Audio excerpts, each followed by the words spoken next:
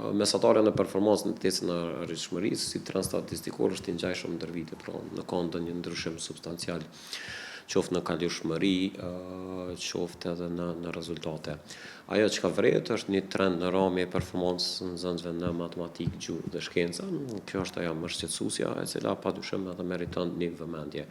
Ajo që neve aktualisht po mungojmë është një analizë se kush është ky rezultat dhe kush është ajo që ka ai dështimi që po nxit në këtë rezultat. Pra është lehtë me thonë që ka një kalueshmëri të ulët, po na duhet me kuptu në saksi se nga kush dhe nga çka po nxitet kjo kalueshmëri. A ka të bëjë në dështim në mësimdhënie, në cilësitë munguar të teksteve, në dështim në planifikime, kush është ajo që shkakton mos arritjen e rezultateve dhe përjedhoi edhe mos performancën në vlerësime të jashtme sikurse testi i arritshmërisë. Pra na nuk kemi nevojë për statistika deskriptive, që na përshkruajnë përqindjet, po na kemi shumë nevojë për analiza të sakta sasiore dhe cilësore të asaj se kush është nxitsi i këtij rezultati. A ka të bëjë me dështimin në vëmendje të nxënësve apo shumë pedagogjike, kjo është ajo që na nevojitet të na prezantohet në saksi nga institucioni i mashtit. Ajo që na duhet ta kuptojnë në saksi është që nëse në këtë rezultat ndikues kryesor e para është keq administrimi i testimit, që gjykoj që është, pasi që një administrim më rigoroz i këtij testimi do ta sjellte një rezultat ende më të ulët. E çaj rezultati real që do duhet të ishte ende më i ulët i performancës nxënësve në testin të maturës është pastaj detyrimisht i lidh në korrelacion të drejtë me metodologjitë e mësimdhënies, me mungesën e infrastrukturës për shkollës, me plan programe jo të përditësuara dhe me tekste shkollore që nuk e arrin rezultatet.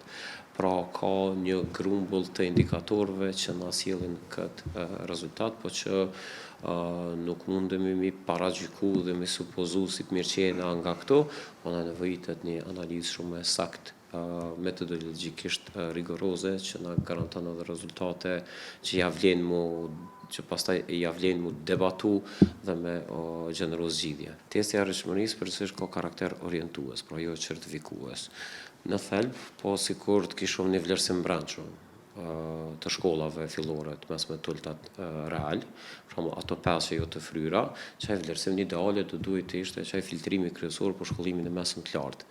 Mirëpo në mungesë të kësaj, tash një mekanizëm na nevojitet i ndërmjetëm që na garanton një filter si kriter për regjistrim në shkollat mesme të larta.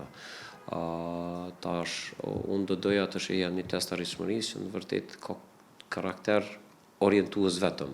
Pra i shërben edhe nxënësit me kuptu se është më shumë për gjimnaze, është më shumë për shkolla profesionale, nëse për shkolla profesionale për cilat profile. Pra më shumë si orientim në karrierë, se sa si një instrument i vlerësimit për regjistrim që më shumë u shkakton stres, se sa që në të vërtetë i shërben mi uzu se ku me vazhdu tutje.